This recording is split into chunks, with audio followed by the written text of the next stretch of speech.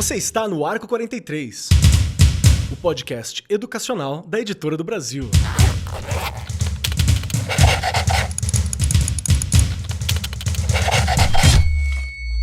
Saudações para você, meu querido professor, minha querida professora, você que acompanha o Arco 43 Podcast, sejam muito bem-vindos, muito bem-vinda, muito bem-vindos, cola com a gente que hoje o papo é importante para todo mundo que está na educação. Na verdade, é importante se você for cidadão brasileiro, se você estiver interessado num futuro, são questões básicas, essenciais e é um problema, é uma questão, é um ponto que está há muito tempo aqui na minha orelha, assim, ó, vindo por trás e falando, ó, será que tá todo mundo entendendo? Será que o pessoal tá lendo e tá entendendo? Será que você tá entendendo direito? Então é uma questão que me pega muito forte.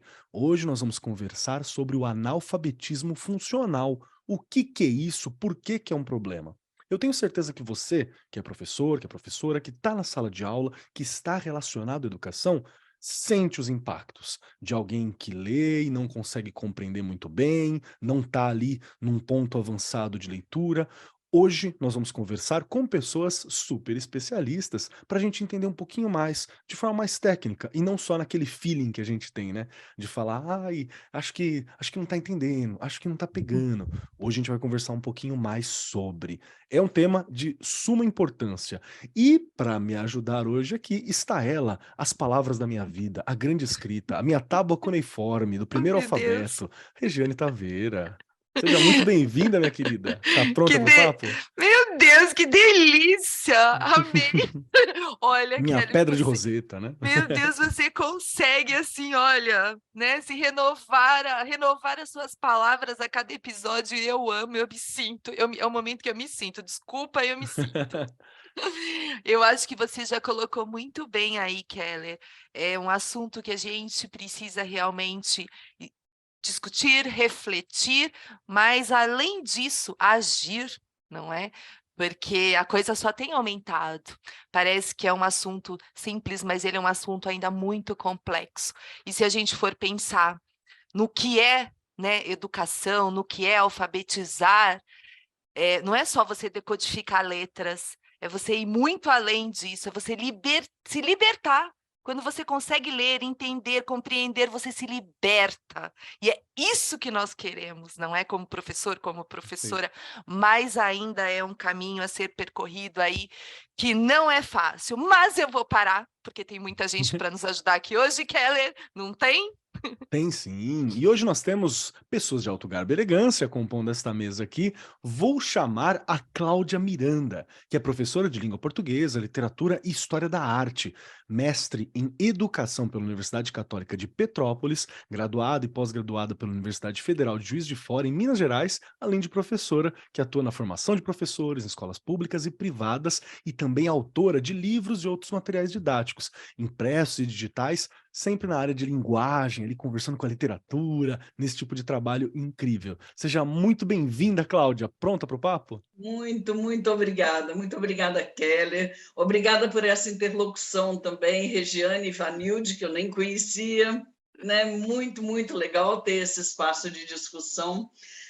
O que a Regiane falou, hoje a gente precisa de ação, porque se fala em analfabetismo funcional há décadas, na verdade, desde o século passado, né, gente? Quando esse índice, quando essa, vamos dizer assim, essa nomenclatura começou a surgir e virou referência para uma série de pesquisas, né? E hoje a gente tem informações, por meio de pesquisas também, de dificuldades, de índices de analfabetismo funcional que atingem estudantes universitários. A gente não está falando nem mais assim aquela coisa de, né, da educação básica, dos anos iniciais do ensino fundamental. Não, né?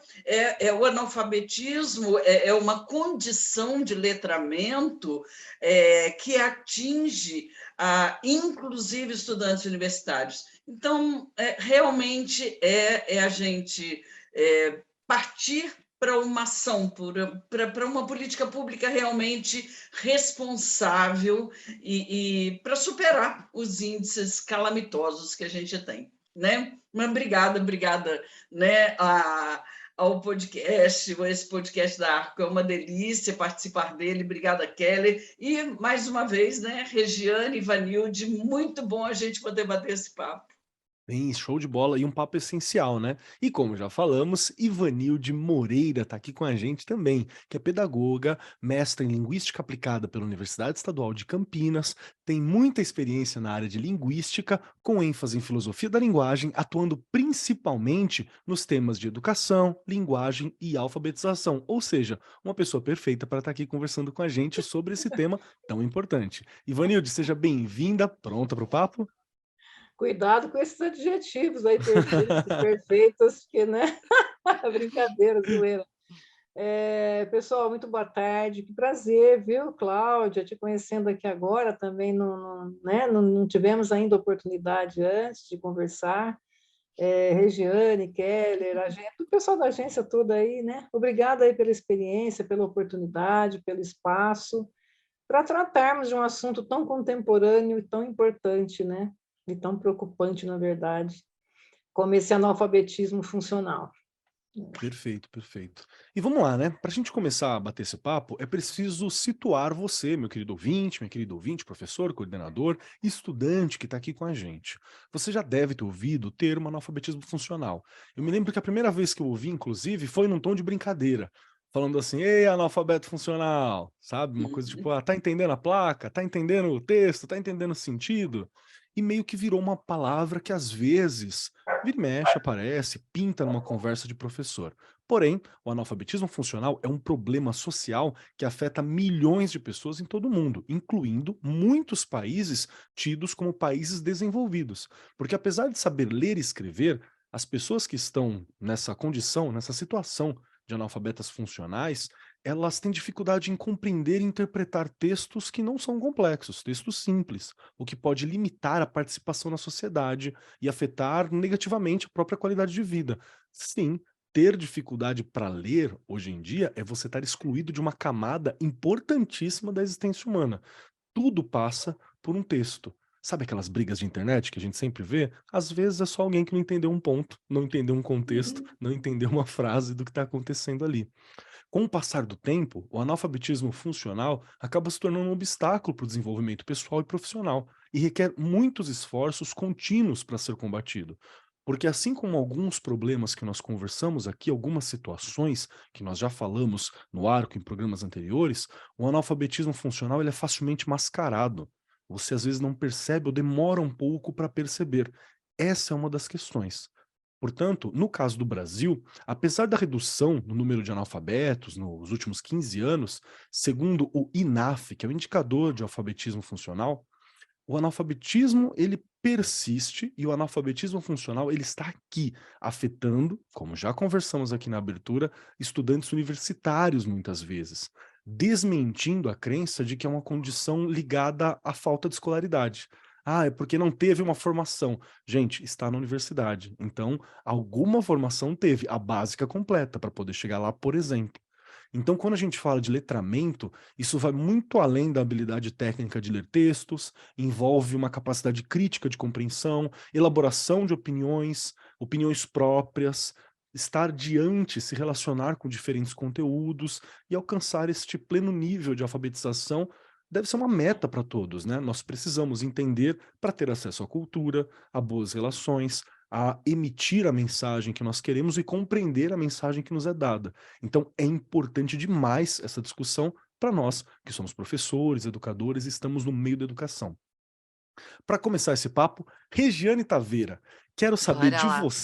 de você, quantas vezes, melhor, quero saber de você, qual foi a primeira vez que você lembra de ter ouvido falar sobre analfabetismo funcional? Porque você está na educação há bastante tempo, né, Rê?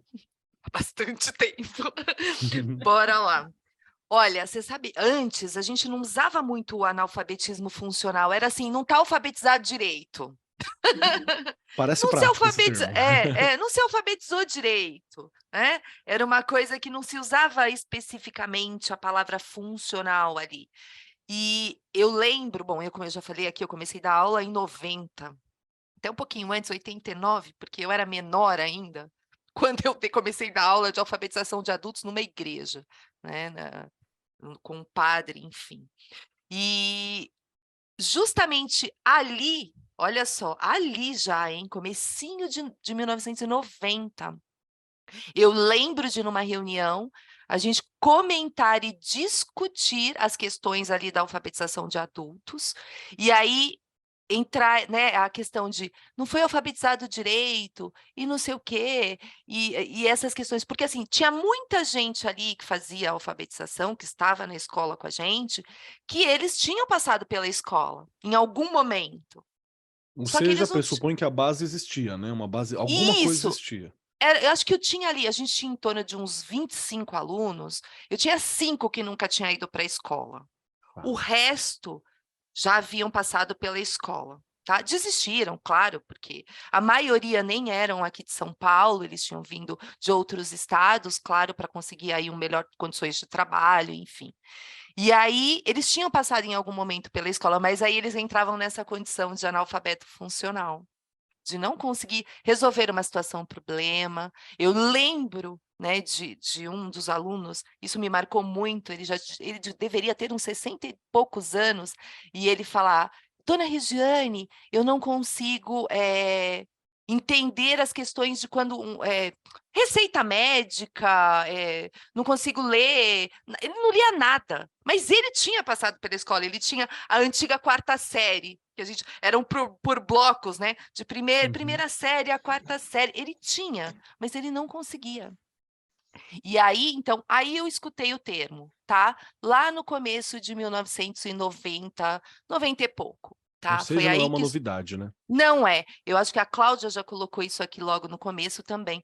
É do século passado, não é? A gente sabe que são discussões que não têm fim, mas uma coisa eu já vou jogar aqui, né? Me preocupa muito, e você fez um destaque disso muito bem agora, Kelly.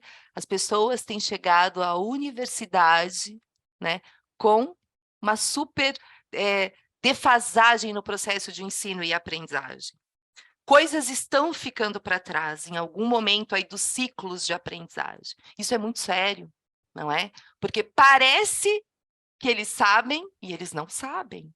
Então, a gente realmente tem aí muita discussão pela frente, mas é o que a gente já falou aqui, não é uma palavra, né? Não são 2 palavrinhas que surgiram agora, elas já existiam. Perfeito. Eu queria ouvir de você também, Cláudia. Me fala para mim Pois um pouquinho disso, como você eu acho ouviu. que assim, isso é interessante a gente situar numa perspectiva de ensino-aprendizagem que nós discutimos no Brasil, pelo menos desde a década de 80, que quando surgiram, assim, quando ganharam prestígio os estudos sobre letramento, né? Quando se começou a falar de letramento, né, de níveis de letramento, de condições de letramento, isso vem, bom, eu sou mineira, né, então eu me lembro que um dos primeiros currículos antes de parâmetros curriculares nacionais, que são da década de 90, antes de BNCC, Minas foi um estado pioneiro porque criou um currículo para as escolas mineiras, né? E baseado nos estudos do letramento, ali naquele momento, principalmente coordenados pela equipe da UFMG, pela professora Magda Soares, né? Então, assim, a expressão letramento, ela está diretamente ligada a essa questão do níveis de letramento, está diretamente ligado ao que a gente chama hoje de analfabetismo funcional. Tanto que alguns, né, o instituto que faz a pesquisa sobre analfabetismo funcional, ela cria categorias. Existe o analfabeto funcional, mas existe aquele alfabeto que tem, né, eu não sei de cor todos os níveis, mas existe aquele indivíduo que tem uma alfabetização considerada rudimentar, ou elementar, ou um nível intermediário, até se atingir um nível de proficiência, né? Então, é isso que a Regiane falou, assim... acho que essa discussão tem que passar por isso. Existem níveis de aprendizagem, não é uma questão hoje de ser analfabeto ou alfabetizado. né? Entendi, não é uma Mas condição marcada, né? de a gente ter, compreender esses níveis, esse processo de evolução que é necessário em todos os níveis de ensino para que a gente realmente tenha uma realidade de proficiência. Né? Perfeito. Acho que é só para complementar essa questão assim, está mal alfabetizado, é porque é realmente isso, são níveis, né, de conhecimentos diferentes. E são níveis de conhecimento que atingem não só a interpretação em língua portuguesa, mas interpretados também na área de matemática. Sim, sim, acho que em todas as áreas vai As acabar pesquisas, batendo um pouco, né? Eu queria puxar um pouquinho você, Ivanilde, também, porque dentro dessa proposta, né, dessa visão de que são níveis, é para a gente perceber que não é algo que ou você está nessa caixa ou você está nessa, né? Existe uma gama de possibilidade. Gostaria de te ouvir sobre a tua percepção sobre analfabetismo funcional, se esse começo, se essa nossa fala está coerente com a tua observação também, e gostaria de te perguntar se tem como identificar esses níveis em sala de aula. Se tem alguma forma para mim perceber esse olhar como professor, como que eu fico atento a esse tipo de postura? Sei que essa é uma pergunta difícil, inclusive. Como a minha análise é sempre mais macro, eu vou partir de um ponto que é a decadência da escola brasileira. Então, eu vou começar a coisa lá de trás.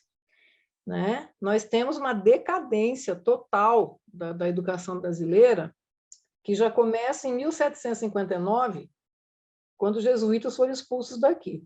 Nós tivemos um primeiro sistema educacional nacional, né, que os jesuítas implantaram, foram expulsos pelo Marquês de Pombal, e o Brasil ficou de 1759 até no Império sem escola para o povo. No Império, o sistema educacional brasileiro começou de cima para baixo, porque o Império veio para cá fugindo do Napoleão, né? Então se instalou aqui no Brasil com seus filhos adultos, não tinha universidades por aqui. Então o imperador, né, enfim, o Império criou aí 12 universidades, Dom Pedro cria 12 universidades, começa a escola de cima para baixo e você tem uma população de baixo para cima que fica absolutamente à deriva. E aí lá na República, na verdade, é que você começa a falar de escola para o povo, né? Pelos princípios aí da República. E mesmo assim, né, até os anos 40, de 1940, por aí, é que se começa a falar em educação de jovens e adultos, né?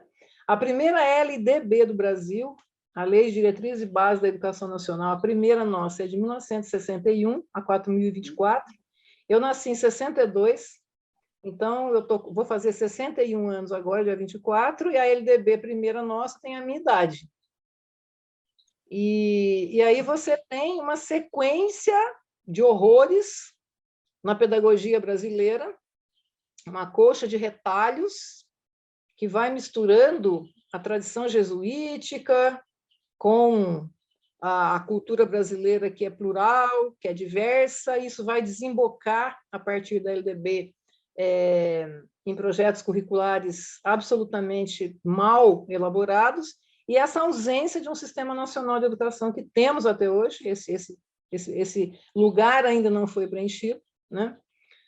A 5692 de 71, que vem reorganizar a primeira LDB no auge do governo militar, esvaziando o conteúdo e colocando uma escola para os operários, uma escola dualista e uma escola para os filhos da elite enfrentarem os vestibulares, sem concorrência das grandes massas. E nesse processo nós temos a democratização da escola pública no Brasil, que começa exatamente no meio mais ou menos dos anos 30 do século passado, com o êxodo rural, esvaziamento da zona rural, enchimento das grandes cidades, crescimento do processo de favelamento, e uma escola para o povo, que era uma escola que falava uma língua para as elites e não uma língua para o povo. Do ponto positivo, você tem, que bacana, democratizou o acesso, que bom, vamos bater palmas, mas do ponto qualitativo, um verdadeiro caos. Um caos absoluto. E falando em linguagem, uma professora que falava para uma elite e não para uma grande massa que agora conquistou o direito de estar na escola. Isso caminha Isso caminha até 96, quando é promulgada a nossa atual LDB, a 9394, que pela primeira vez institui o programa de jovens, a modalidade de educação de jovens e adultos, né? Numa outra perspectiva, já mais multicultural, de multiletramentos, etc., etc. E nesse interstício entre anos 80 e a nossa LDB, nós temos o primeiro construtivismo no Brasil, que foi um deixa fazer, um laissez-faire, deixa fazer, deixa acontecer, um esvaziamento de conteúdos, e a classe trabalhadora cada vez mais sendo massacrada com essa ausência de conteúdos acadêmicos, com a tradição das humanidades, com a literatura, com a filosofia. E é isso, deu no que deu. Um país sem educação. As elites acadêmicas que conseguem entrar na USP, na Unicamp, nas federais, elas não têm analfabetismo funcional. Existe um recorte de classe e de acesso, exatamente, né? A Cláudia falou agora da BNCC, né?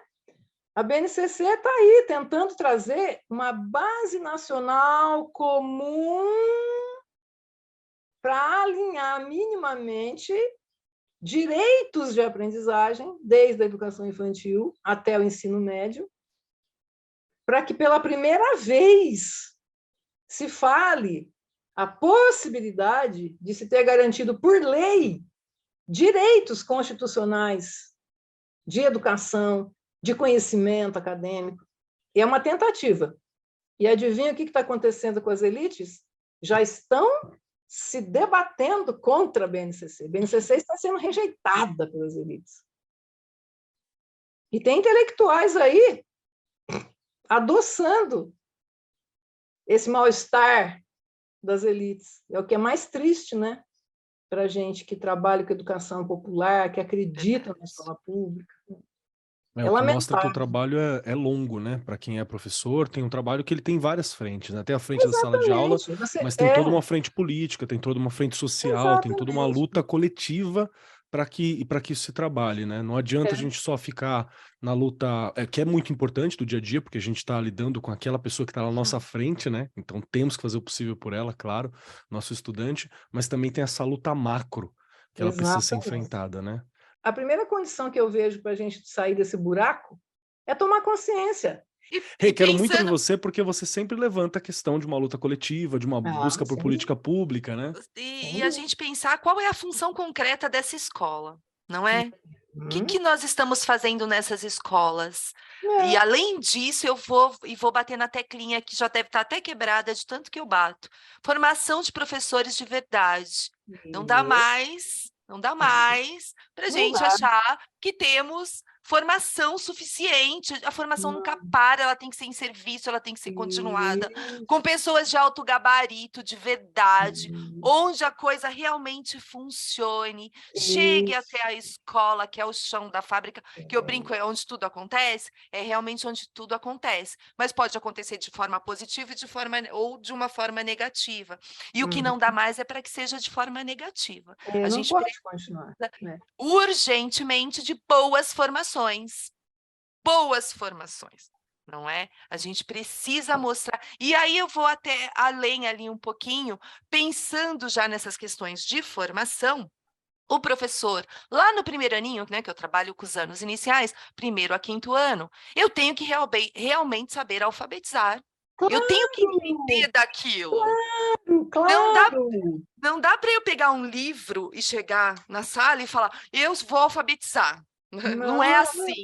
Há muito estudo, há psicologia envolvida, gente, há muita coisa. O que eu vejo nos últimos anos, eu vejo professores, infelizmente professoras, devido às universidades, algumas faculdades, eles não chegam preparados. Então, é função do Estado fazer formações, uma atrás da outra, uma atrás da outra, uma atrás da outra. Não dá para parar. Porque senão a gente vai continuar com este problema, não é? Perfeito. E muitas vezes não é culpa do aluno.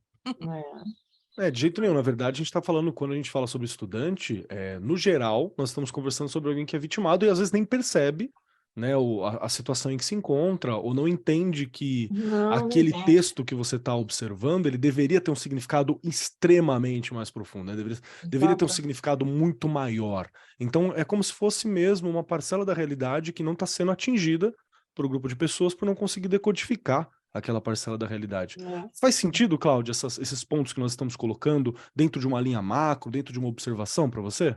Sim, eu acho que a Ivanildo citou uma questão que é muito importante. É claro que é um mérito a gente ter aumentado a escolarização no Brasil, né? Isso é um mérito. Acho que, então, quer dizer, historicamente, o período pós-pandemia tem trazido, né, uma série de entraves, né, que a gente vai vencer com o tempo, mas, querendo ou não, a gente teve uma ampliação do número de escolas, do número de estudantes na escola, né? Então, isso é um mérito. Acontece que a ampliação da escolaridade ela não veio junto com a ampliação da qualidade do ensino. Então, a gente vai vencer qualquer coisa, né?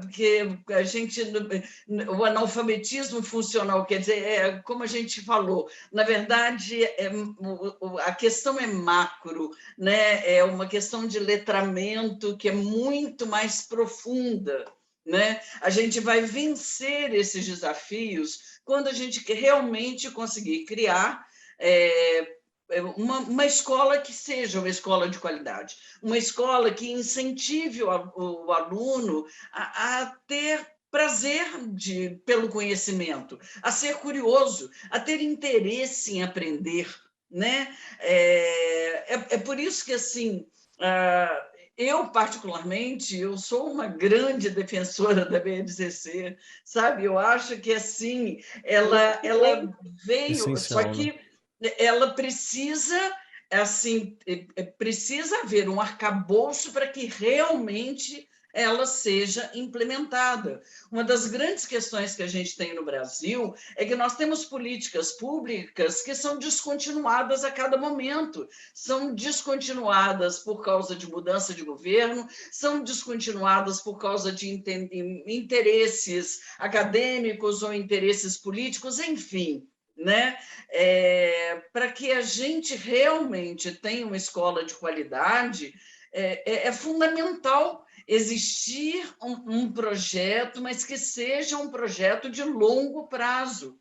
Né? Não adianta entrar uma coisa milagrosa, a educação na idade certa, eita, isso aí não vai resolver tudo. Né? Então, é muito marketing em cima de algumas políticas públicas, mas com essa descontinuidade, a gente não vai chegar a muitos lugares.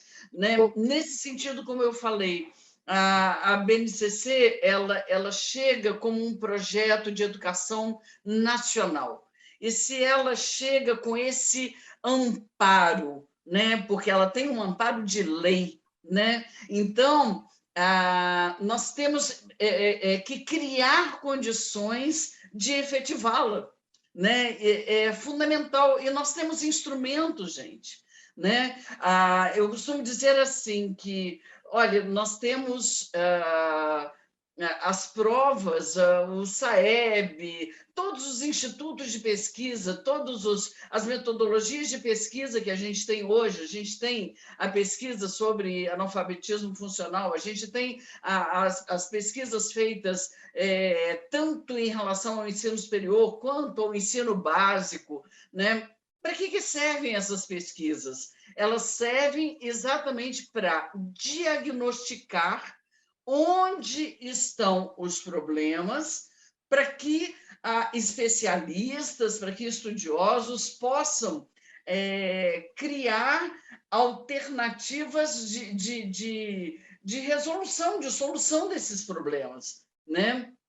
Então, assim, isso tudo é uma coisa que está muito casada, né? De trabalhar a formação de professor, mais a efetivação de alternativas por meio das pesquisas que nós temos e que apontam problemas, sejam regionais, sejam, né, nacionais, apontam problemas, só que elas têm que, de alguma forma, quer dizer, isso tem que ser levado a cabo, né? Isso tem que, de alguma forma, virar realmente uma política de educação responsável e de longo prazo.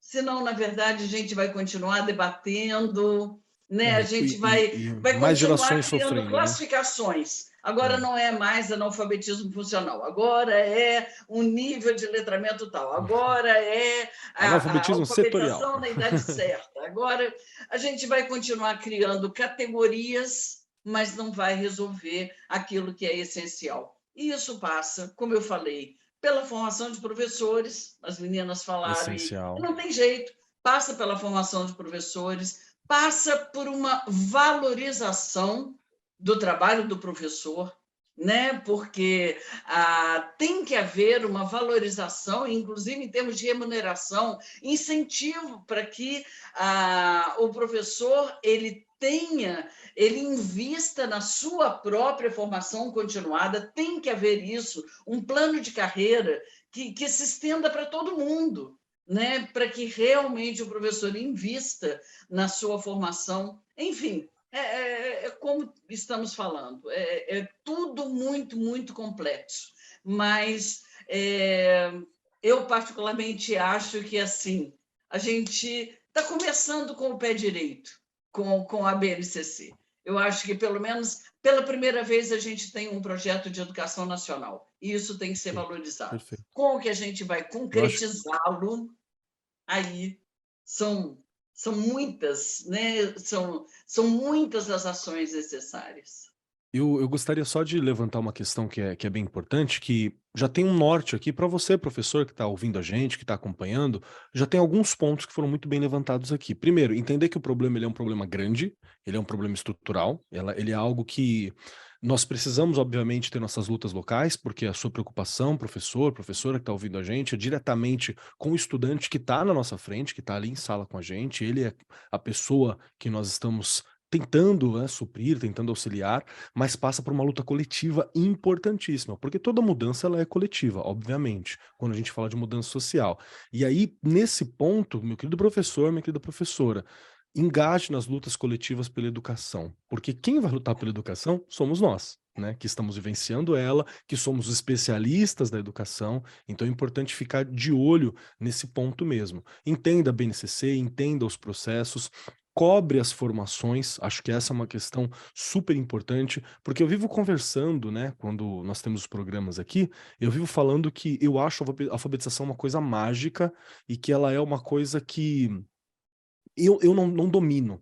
Então, não é só chegar lá e, né, beabá, né, não é assim que funciona. Ela tem um contexto. Por isso que eu fui fazer o curso, entender como é que funciona o método de alfabetização cubano de adultos, que é um método muito interessante. Fui dar uma olhada no Paulo Freire para adultos também, que eu trabalho com ensino médio, mas é algo complexo, profundo, e para você estudar ao longo de muito tempo.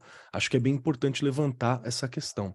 Cláudia, você Sim. levantou a mão aqui, né? O pessoal que está ouvindo no podcast não está vendo? A Cláudia deu uma levantadinha de mão assim para gente. Por favor, fique à vontade para fazer sua inserção.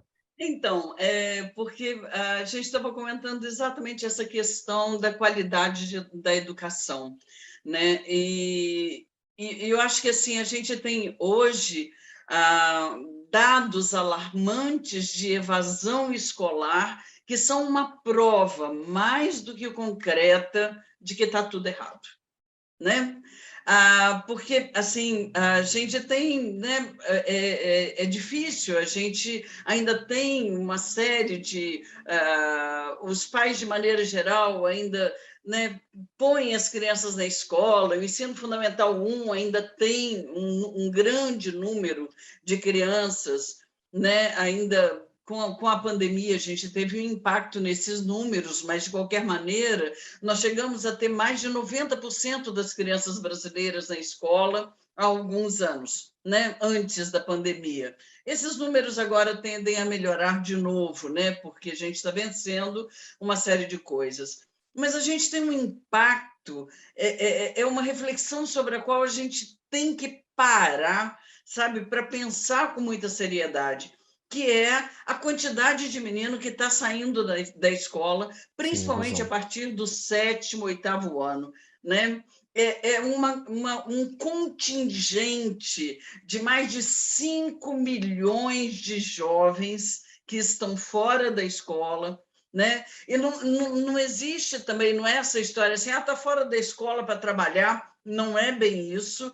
Eu hoje, como a gente prepara uma pauta para falar, né? Claro, né, Regiane? A gente lembra algumas coisas. Eu estava vendo uma pesquisa divulgada pela Unicef, né? Ok, né? Muitos jovens falam que saíram da escola para poder trabalhar. Só que a gente sabe que não é muito bem assim, até porque o trabalho é permitido a partir dos 16 anos, então, né? É meio complicado. Mas, enfim, são as justificativas da pesquisa, elas se baseiam na ideia de que a escola é desinteressante, que o aluno não está conseguindo acompanhar o que está acontecendo na escola, né? Ou seja, quando a gente fala em melhorar a qualidade da escola, é isso, é ensinar o menino a aprender, né? É fazer o menino gostar de aprender. E assim, fala de mineiro, né, gente? Quando fala assim, né? Coisa assim, ensinar o menino. Na verdade, as pessoas precisam aprender a aprender, aprender a gostar de aprender. E é todo mundo. E os professores também, né? Os professores também tomar gosto por aprender coisas novas, por buscar coisas novas, né? Então, não adianta também um projeto de educação nacional, não adianta um currículo nacional, se a gente também não criar esse pulo do gato, sabe? De assim, instigar a curiosidade do menino na escola, mas fazer com que ele continue curioso, porque é muito fácil a gente instigar um menino de 8, 9 anos a ser curioso em relação a fenômenos da natureza, como que anda uma formiguinha, ou né, enfim, uma ilustração de livro de literatura infantil. Mas o que a gente faz com um menino de 15, 16, 17 anos, que está cada vez mais desencantado com a escola, né? A gente tem que superar esse desencanto, né? A gente tem que superar o desencanto do professor com o seu próprio trabalho. Sim. Né? De muitas vezes estar desanimado por uma série de questões que envolvem também o trabalho do professor, a gente sabe disso, né? Então, enfim, é porque eu interrompi porque a gente estava falando disso, da qualidade do trabalho, né? Não adianta aumentar a quantidade de menino na escola se a gente não combater esse desencanto geral com a aprendizagem, né? Acho que esse é um dos grandes desafios que a gente tem que vencer.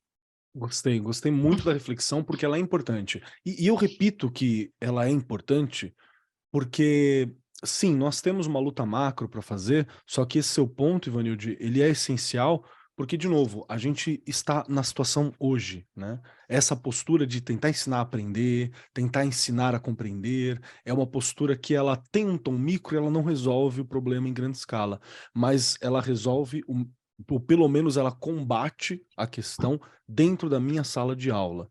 Porque nós temos sempre essas duas faces da luta, né? Tem uma luta macro, que é dentro das legislações, como nós estamos conversando aqui, mas também existe a sala de aula, porque se eu for esperar pela legislação, eu perco aquela geração que está comigo, né? É a próxima só. E aí é uma questão que eu, pelo menos, falando da minha particularidade, professor Marcos Keller, filosofia, sociologia, história, projeto de vida, ali nas minhas escolas de periferia, nas escolas particulares que eu trabalho, eu não estou disposto, né? Eu não quero perder essa geração que está comigo. Ela tem esse ponto de importância.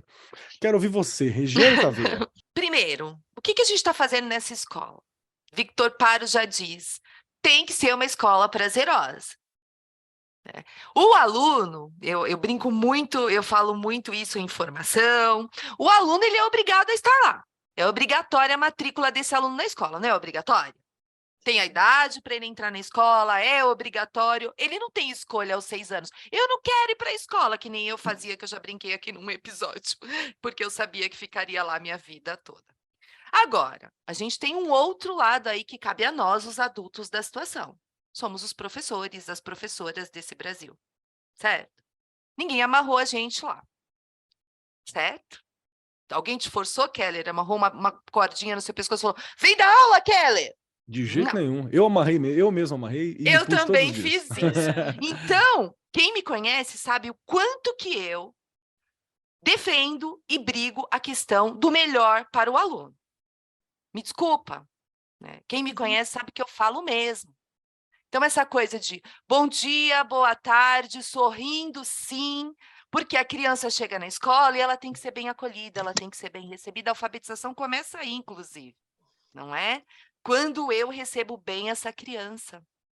A condição de trabalho, hoje, olhando 30 anos atrás, nós estamos bem melhores. Bem melhores. E eu vou me adaptando às novas questões. Eu não vou alfabetizar mais como eu alfabetizava há 30 anos. Eu tenho que estudar sempre, eu tenho que estar mundo, preparado. Né? E eu vou dizer, eu não tinha 30 anos atrás os recursos que eu tenho hoje. Hoje você consegue um livro na internet, você consegue consultar uma série de coisas, você consegue se atualizar, porque a gente consegue separar isso aqui é bom, isso aqui é ruim. Então, mesmo que as políticas públicas não aconteçam do jeito que a gente gostaria que acontecessem, a gente tem por onde correr atrás e não ficar para trás, para não deixar os nossos alunos sabendo menos, porque eles precisam gerar conhecimento, não copiar conhecimento. Isso também é uma lacuna que fica durante o processo de ensino e aprendizagem. Gerar conhecimento. E uma outra coisa que eu vou além falando aqui, todo mundo sabe o quanto que eu defendo a BNCC. Todo mundo sabe, desde que a gente já fez mais de 100 programas, né, Keller? Só que também existe uma coisa, eu tenho que entender, eu tenho que estudar, eu tenho que pegar o documento, eu tenho que entender que trabalhar com habilidade não é trabalhar com conteúdo. É diferente. O que é habilidade? Como que eu trabalho com habilidade? Esse documento traz todas as questões por habilidade. Eu tenho que entender o que é isso. Então, eu também, como uma eterna estudante, não posso deixar nada passar. Ai, Rê, mas é difícil, eu dou aula em 3 escolas, eu sei exatamente o que é isso, porque minha vida é igual. Não é? A gente tem 2, 3 trabalhos, só que quem não pode se prejudicar é o nosso aluno. E isso é uma teclinha que eu também vou bater muito. Se eu não sei como professor e como professora, eu tenho que correr atrás. Me junto ali com meus grupos, estudo. Vamos estudar um trechinho da BNCC? Pode falar o que quiser, o PNAC, ele trouxe estudos da BNCC, ela estava sendo implantada. Tá? Teve professor que teve a oportunidade de conhecer o documento quando ele estava sendo implantado, entender os campos das experiências lá da educação infantil, entender os anos iniciais, entender os anos finais e o ensino médio, porque também não adianta dizer eu estou no ensino médio e não sei o que acontece lá na educação infantil. Eu tenho que entender. Então, há coisas que elas são importantes, dá para tirar. Eu falo que toda e qualquer formação, a gente sempre tira alguma coisa importante, não é? E a gente tem que oferecer. E é o que eu já falei aqui, lá de cima ou de baixo, seja de onde for, ela tem que acontecer. Mas também nas escolas, a gente tem um horário de trabalho pedagógico que dá para a gente discutir várias questões, que dá para a gente estudar, sair das caixinhas e ir um pouquinho além, que isso é fundamental para o professor e para a professora que está no dia a dia lá no chão da fábrica. Show de bola, show de bola. Eu acho que eu gostei muito da discussão. É importante que o professor se aproprie desse bate-papo que a gente está fazendo aqui e para entender, né, que a coisa não está simples. Se é um problema, é algo para ser tratado, é algo para a gente compreender. E quem vai compreender, quem vai fazer, tomar ações para lidar, acaba caindo sobre o professor mesmo, porque faz parte da nossa atribuição, né? Faz parte da nossa função. Acho que você falou isso muito bem, Rê. Mas de novo, todos sabemos, não existe receita para absolutamente nada na educação. A gente está lutando por um parâmetro, né? A gente está lutando por um parâmetro, por um norte. Mas eu gostaria ainda de fazer uma rodada assim do que o professor pode, na sua particularidade, nos seus princípios ali, o que eu posso fazer para combater essa situação de analfabetismo funcional que nós temos, né? Então, uma rodada para a gente trazer essa ação para o professor daquilo que pode ser feito. Então, eu acabei de lançar um livro agora sobre a BNCC e a nova didática, né? Que bom, né, que a Cláudia tem a mesma percepção que eu, né, de que a BNCC é um projeto realmente para começar lá do jesuíta, do que foi interrompido lá, né, a formação desse sistema nacional. Esse projeto do Sistema Nacional, projeto de lei, está no Senado para ser votado. Então, toda essa descontinuidade administrativa, tudo isso que nós sofremos nessa educação nacional como problema, é porque nós não temos o Sistema Nacional que ele foi sangrado em 1759. De lá para cá, é como se nós tivéssemos levado um golpe na nossa estrutura de um edifício. Então, ela quebrou, a coluna cervical do sistema foi quebrada. De lá para cá, não foi reconstruída. Então, a gente tem sequelas históricas, mazelas gigantescas na educação, e uma delas é o analfabetismo funcional, em função dessa quebra do sistema em 1759 e não a retomada até agora, em pleno século XXI, né, desse sistema aí.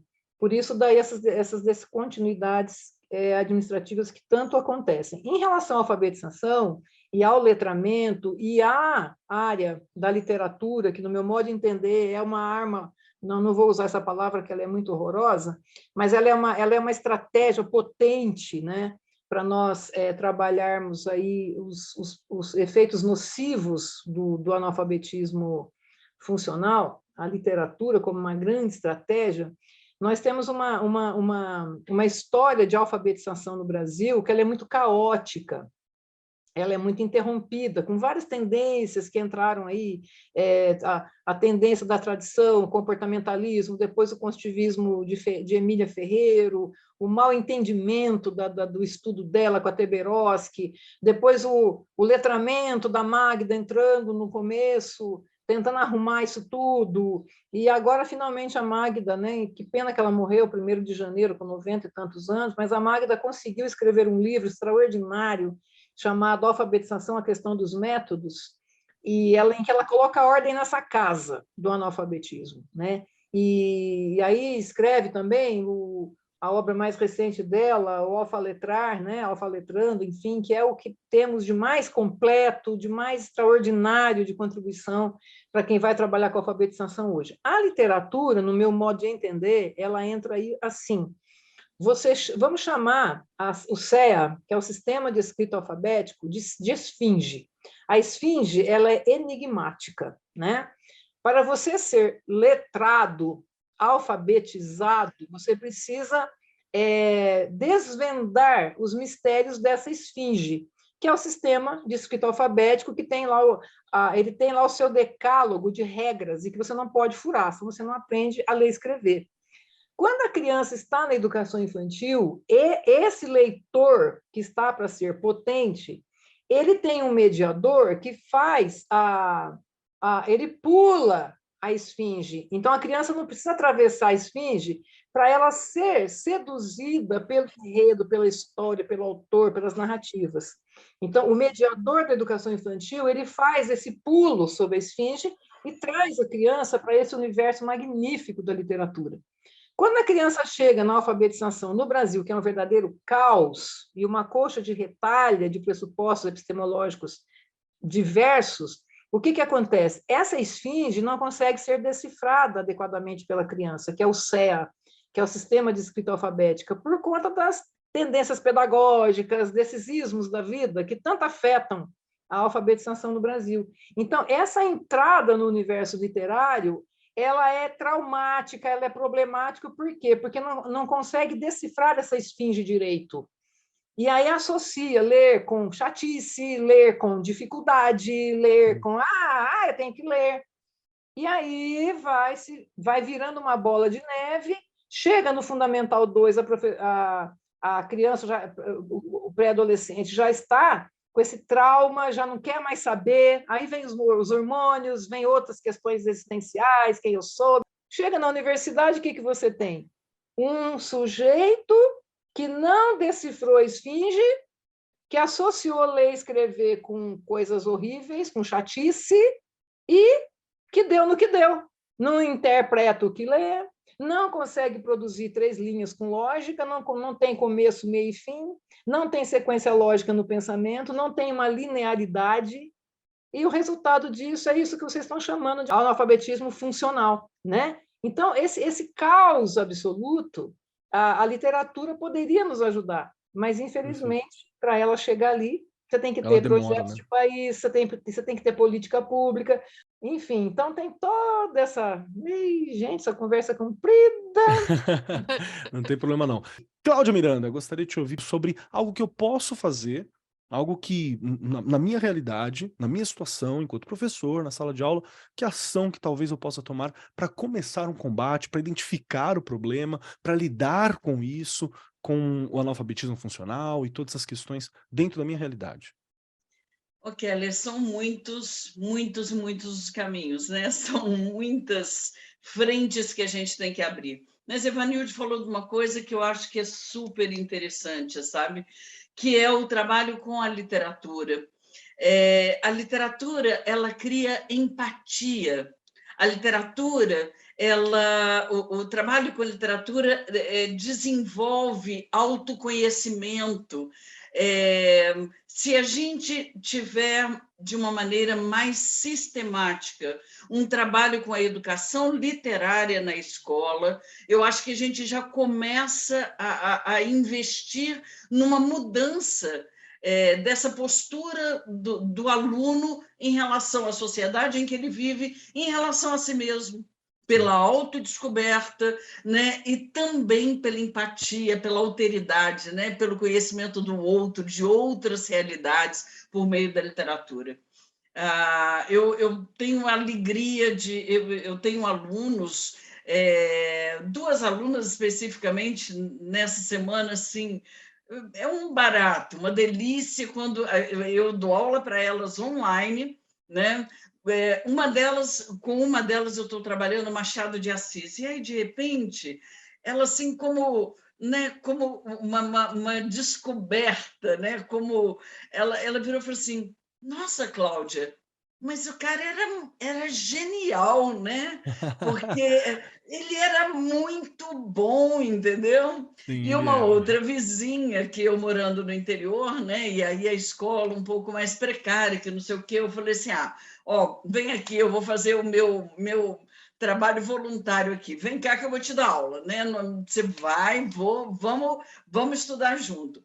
E lendo Clarice Lispector, os olhos dela brilhavam, porque ela tinha entendido, e ela tinha, assim, ela começou a sentir o mundo do outro de uma maneira diferente. Ou seja, eu dei 2 exemplos muito rápidos de como o trabalho com a literatura ele pode despertar essa sensibilidade em relação ao mundo, em relação a despertar para o autoconhecimento, que é muito importante. A própria BNCC fala muito isso, né?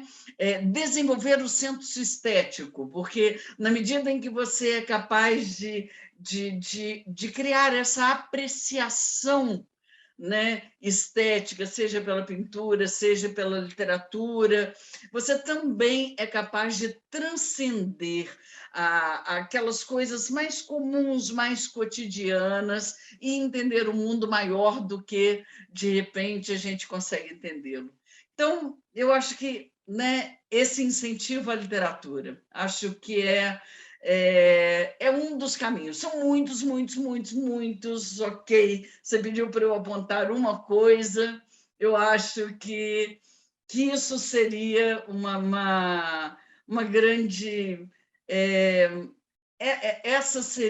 esse seria um investimento fundamental para todo o trabalho pedagógico. Perfeito, perfeito. Muito obrigado. Gostei. E não é absurdo, não é um grande movimento, não é uma mudança, é uma postura mesmo, né? É uma postura que você vai fazer, uma priorização que o professor faz, então acho que é bem interessante. Quero ouvir você, Sabe, Rê, que tá... Keller, Perdão, assim, pode falar, Cláudia. desculpa te Não, por interromper. favor, por favor. Imagina. É muito interessante, porque eu trabalho com meninos, normalmente eu trabalho com professores e ensino médio. Adoro trabalhar com adolescente, adoro, adoro.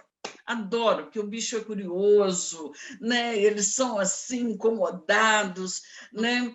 E aí eu começo a trabalhar a leitura, quer dizer, diferentemente do que geralmente a escola faz, que ela manda ler. Eu falo assim, olha, nós vamos começar a ler. E aí a gente começa a ler junto.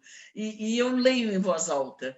E aí, dessa minha leitura em voz alta, é que o menino vai se sensibilizando para aquela realidade de outra época, de outros personagens. Enfim, é isso, né? Aflorar a sensibilidade desse jovem, dessa criança, desse jovem. Acho que isso aí criaria uma possibilidade de a gente mudar o mundo que a gente tem. Perfeito, perfeito. Quero ouvir você, Regiane Taveira. Eu vou com o meu olhar para os meus pequenos, não adianta. Quando a gente trabalha lá com a alfabetização, né, a estrutura de tudo é de primeiro a quinto ano, acontece nos anos iniciais, não é? Se ela for bem feita, vai surtir efeito positivo lá na frente, com certeza. E ontem eu estava fazendo uma discussão sobre a alfabetização com a Cláudia e com a Aline, lá da SUUM. Beijo para elas nos escutam. E a gente estava falando de uma questão que parece pequena e ela é muito maior do que a gente imagina.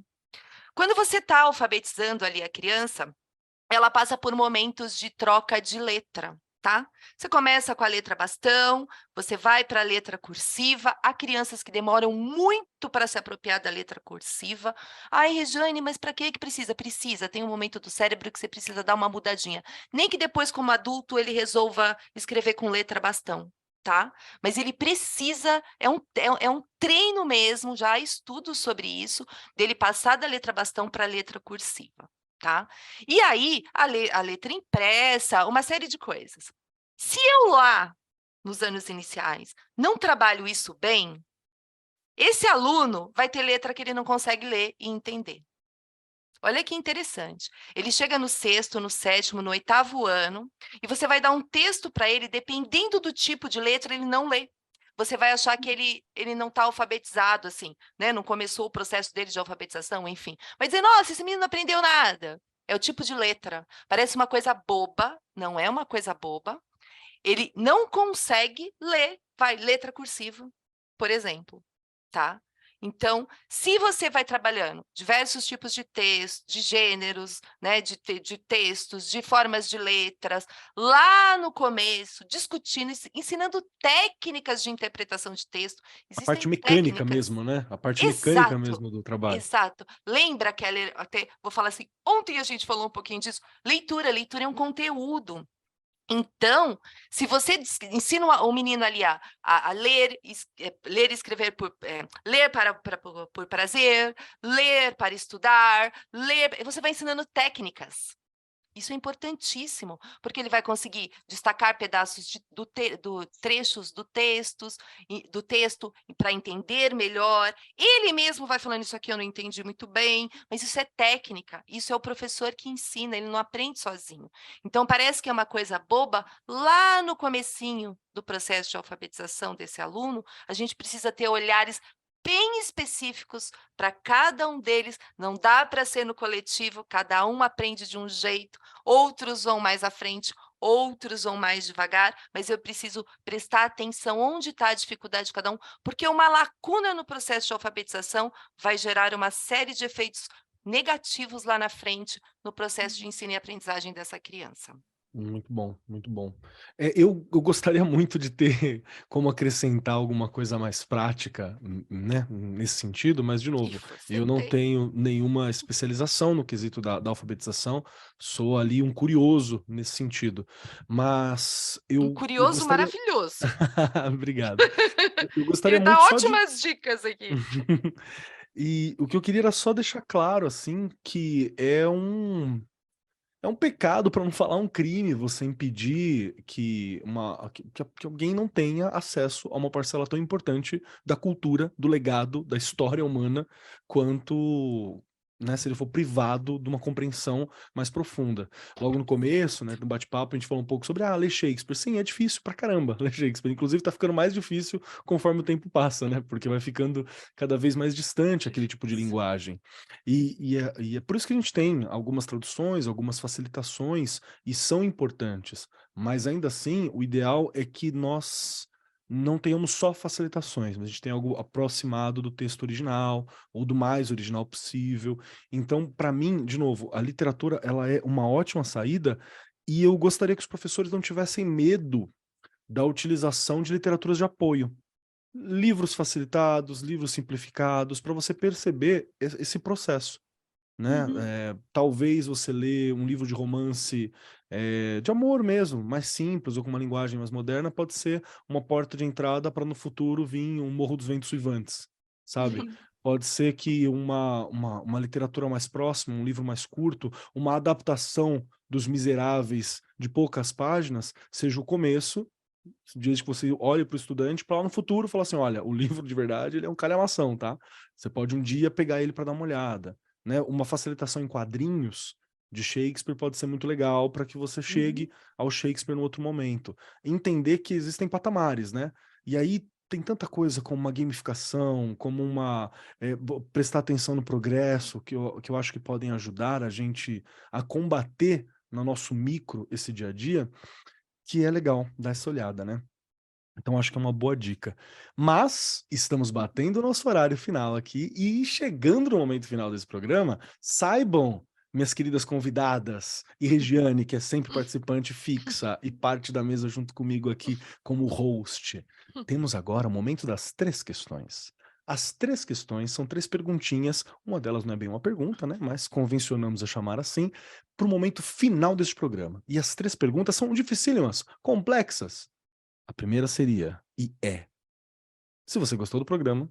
A segunda, como a gente te encontra e sabe mais sobre o seu trabalho. E a terceira, uma dica, um conceito, uma música, uma indicação, um pedacinho de vocês que estão aqui nessa mesa digital junto comigo para poder acompanhar os nossos queridos ouvintes até o próximo programa, a próxima semana, um pedacinho para os acompanhar ao longo dos dias.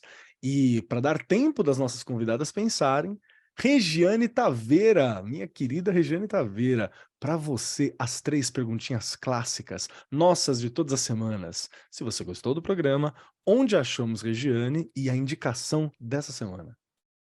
Bora lá. Se eu gostei, olha, primeiro que é um tema que ele abre várias vertentes e você viaja. Deu para perceber isso durante todo o programa, não é?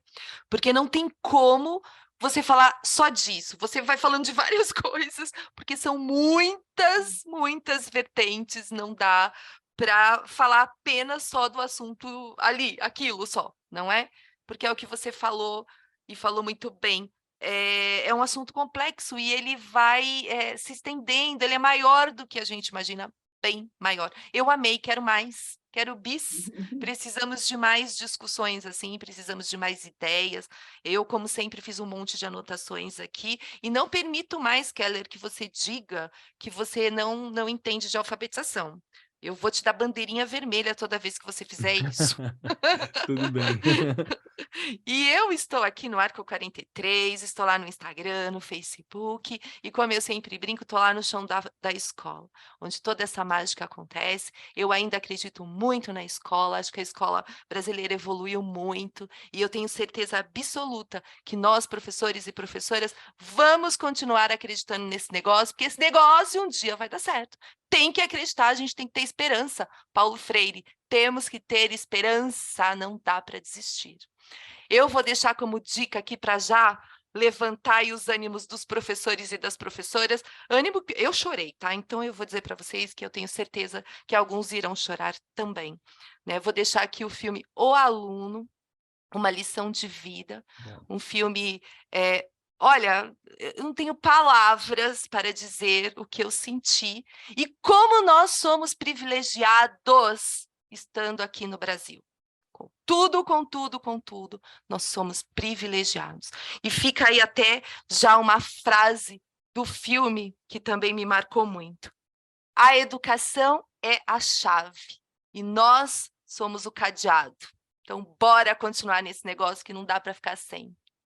Perfeito, Rê. Como sempre, muito obrigado pela tua fala, muito obrigado por essa injeção de ânimo, lembrar que o agente histórico somos nós, né? Nós que estamos aqui, que temos que fazer algo, que o papel está nas nossas mãos, isso é sempre muito importante. E também lembrar que não é pouco o que a gente pode fazer, né? Tem muita coisa que a gente pode fazer, uma pessoa que seja, já é um universo, né? Que a gente salva. Então, muito obrigado por estar aqui, muito obrigado pelo seu tempo, sempre maravilhoso, viu, Rê? Obrigada eu.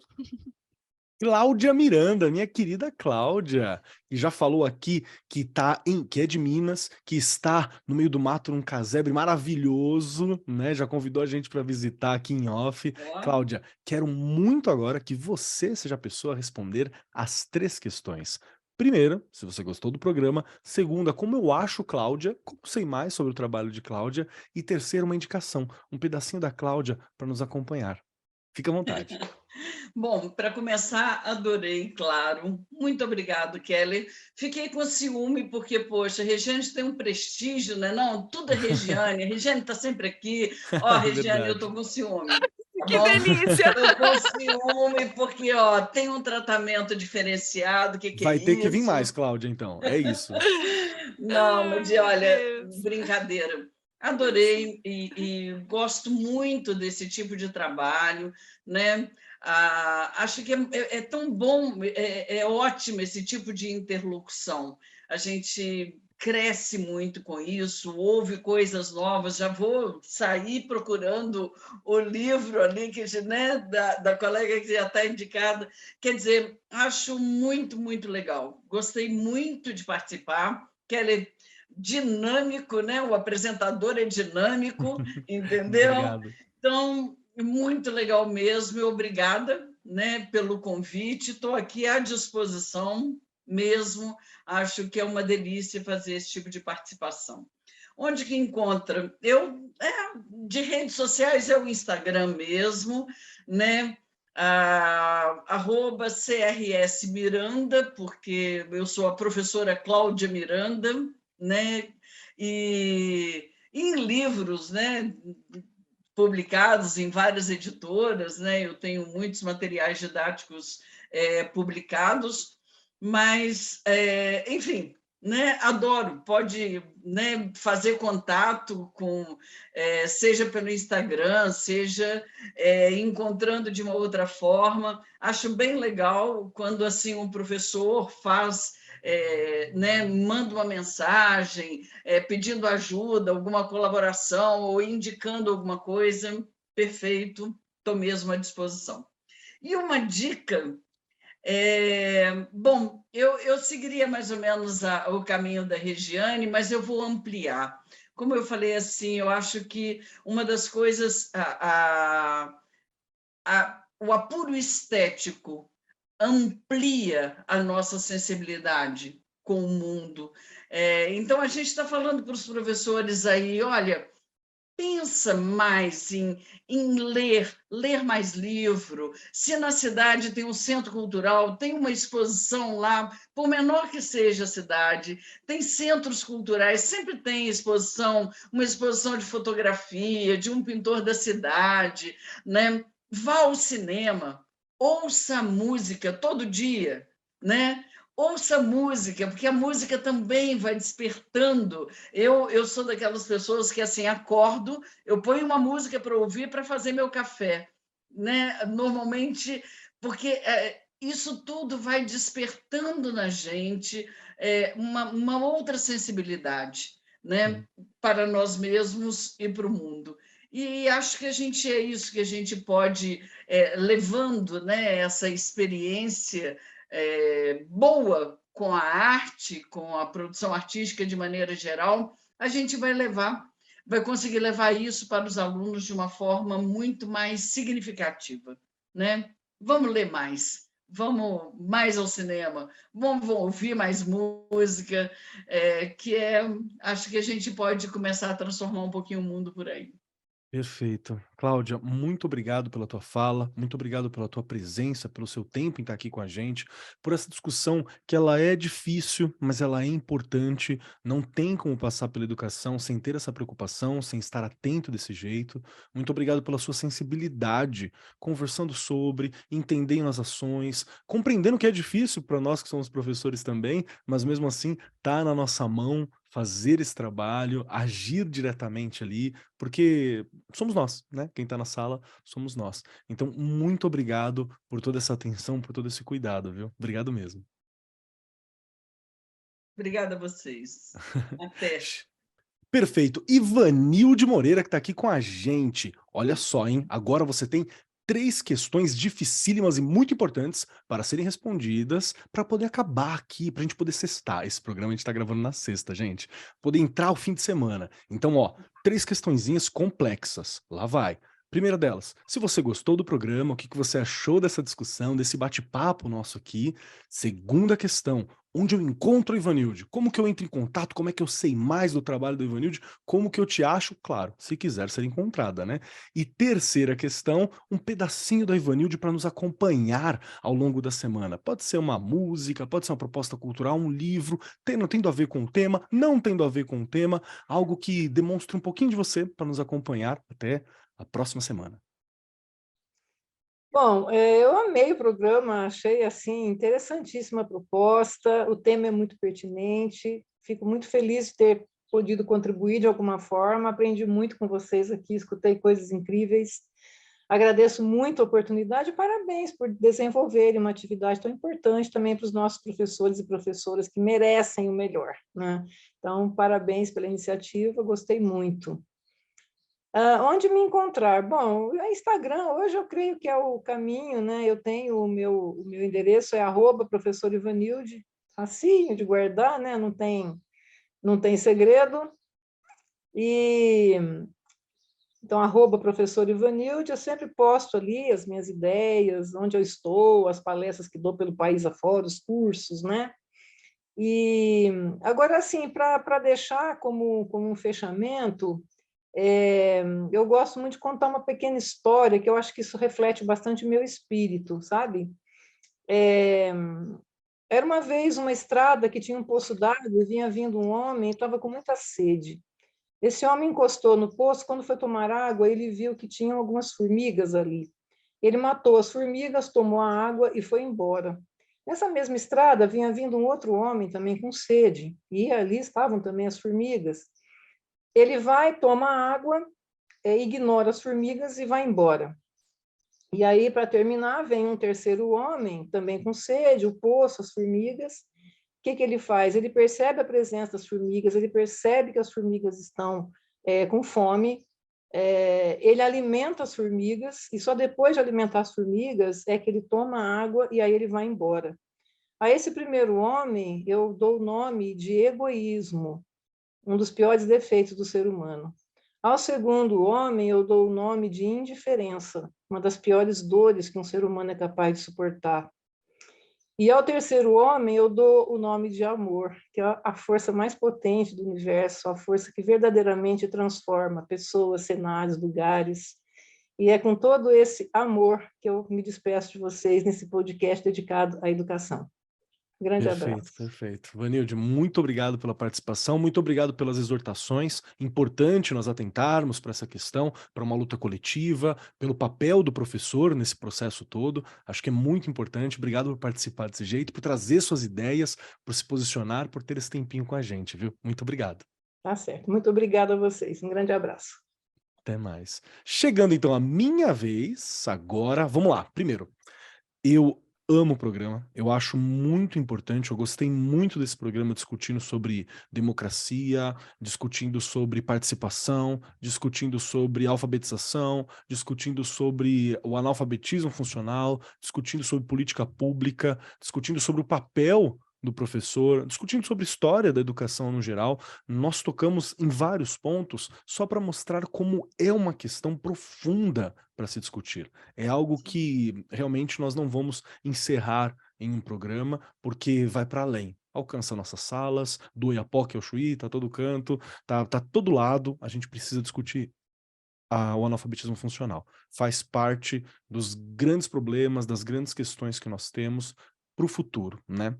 E já discutimos alfabetização algumas vezes aqui. Uma das vezes que eu me lembro foi no Arco 43.137, que foi com a participação do Geraldo Peçanha, um querido, e da Paty Fonte, maravilhosa, onde a gente falou sobre alfabetização e letramento. Não foi sobre o analfabetismo funcional, mas conversamos sobre a política pública, sobre as dificuldades, sobre a relação com a democracia, com o pensamento crítico. Então, lá mesmo já foi uma questão que sempre surge alguma polêmica, porque é importante, né? Novamente, é sobre direitos, quando nós falamos você ser devidamente alfabetizado, atingir, compreender a realidade. Então, são questões importantes. E então adorei o programa. Agradeço muito, agradeço incrivelmente pelo quanto eu aprendo nessas discussões. No mais, quem quiser me encontrar por aí, @MarcosKeller na maioria dos lugares, @CobKeller lá no Instagram, com K, Keller tem 2 L's. Você encontra nossos links por aí. Lembrando que no meu Instagram ele é pessoal, então é eu, meu gato, comida, onde eu tô, às vezes educação, às vezes alguma outra coisa, mas estamos por lá. Pode vir no bate-papo, pode conversar, sempre muito bem-vindo. Lembre-se também de indicar esse programa para outras pessoas, tá? É importante que essa discussão seja abrangente. Colegas educadores, é importante essa discussão que nós tivemos aqui hoje. E a minha indicação, hoje eu vou sacanear, hein? E eu vou indicar mais de um produto, mais de um algo, mais de uma coisa. Quero indicar muito que você visite o site da Editora do Brasil e veja as soluções e as propostas que a editora tem para combater essa questão toda, né? Para lidar com a alfabetização. Tem diversas coleções, tem para todas as idades, tem materiais literários que facilitam muito, tem material de apoio digital para você compreender ou expandir a compreensão dos materiais literários, tem fala dos autores, então assim, tem um mundo de materiais que você pode trabalhar em sala de aula ou até mesmo com seus filhos. É importante lembrar também que a Editora do Brasil está nessa luta, né, para que a alfabetização seja algo expansivo, democrático e profundo, né? E eu quero indicar Paulo Freire. Hoje eu vou indicar Paulo Freire. Tem 2 livros do Paulo Freire que eu acho que são essenciais para essa discussão. Um deles, eu até peguei o nome aqui porque eu tinha ele sem capa em casa, que é o Educação como Prática da Liberdade, do Paulo Freire. É um livro bem antigo mesmo, então é difícil de você encontrar, não sei se tem novas reedições. A edição bem antiga que eu tinha era pela Paz e Terra, então talvez seja difícil de achar. Se for difícil de encontrar, procura pelo Paulo Freire, A Prática da Liberdade para Além da Alfabetização. Esse você encontra digital. Eu não me lembro agora a fundação que lançou. Foi uma fundação aqui no Brasil que lançou esse livro, esse conteúdo, para falar que quando nós estamos discutindo alfabetização, uma alfabetização plena, nós estamos discutindo projeto de país, nós estamos discutindo ação pública, nós estamos discutindo emancipação. Então, o Paulo Freire é a pessoa no Brasil, né? É o pai da educação brasileira, o patriarca, né? Uma grande referência. Então, é um livro muito bacana, você encontra para baixar o Paulo Freire, A Prática da Liberdade para Além da Alfabetização. É uma versão digital lançada na época dos 100 anos, centenário, né? Do Paulo Freire. Então, é bem bacana para dar uma olhada. No mais, agradeço muitíssimo a presença de todos vocês aqui. Muito obrigado por comporem essa mesa. Muito obrigado por estarem nos ouvindo aqui, que é para você, professor, professora, que esse programa é feito. É para você que nós gravamos. É para te municiar, é para te capacitar na sala de aula, no dia a dia, nas discussões. Obrigado, Ivanilde, por trazer as suas palavras, por estar aqui com a gente. Obrigado, Cláudia, incrível. Obrigado, Rê, por estar aqui todas as semanas, me aguentando. Sempre incrível. No mais, muito obrigado a todos. Compartilhe esse programa. Eu sou Marcos Keller e até semana que vem. Este programa foi apresentado por Marcos Keller e Regiane Taveira. Gravação e edição, Agência Bowie. Produzido pelo Departamento de Marketing da Editora do Brasil. Gerência de Marketing, Helena Poças Leitão. Coordenação de Marketing, Lívia Garcia. Siga-nos nas redes sociais, facebook.com/Editora do Brasil, twitter.com/Editora do Brasil, instagram.com/Editora do Brasil _oficial e youtube.com/Editora do Brasil. As opiniões expressas no programa são de responsabilidade dos respectivos convidados e não expressam necessariamente a opinião da Editora do Brasil ou de seus colaboradores.